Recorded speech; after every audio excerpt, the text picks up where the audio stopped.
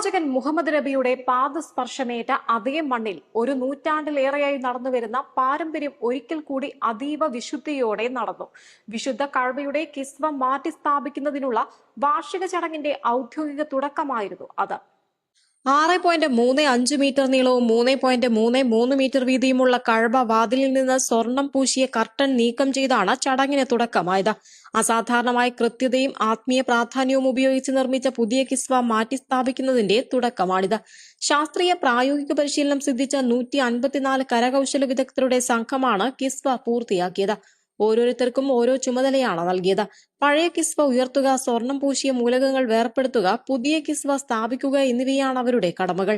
24 carrot സ്വർണം പൂശിയ വെള്ളിനൂലുകൾ കൊണ്ട് തുന്നിച്ചേർത്ത 68 ഖുർആൻ വാക്യങ്ങൾ ഉൾക്കൊള്ളുന്ന 47 വിദഗ്ധ എംബ്രോയിഡറി ചെയ്ത കറുത്ത സിൽക്ക് പാനലുകളും ഇതിൽ ഉൾപ്പെടുന്നു. കിസ്വയുടെ മുഴുവൻ ഭാരവും ഏകദേശം 1415 കിലോഗ്രാമാണ്. 120 കിലോഗ്രാം സ്വർണം പൂശിയ വെള്ളിനൂൽ, 60 കിലോഗ്രാം ശുദ്ധമായ വെള്ളി, 825 കിലോഗ്രാം പട്ട്, 410 കിലോഗ്രാം അസംസ്കൃത പരുത്തി എന്നിവ ഉപയോഗിച്ചാണ് കിസ്വ നിർമ്മിച്ചത്.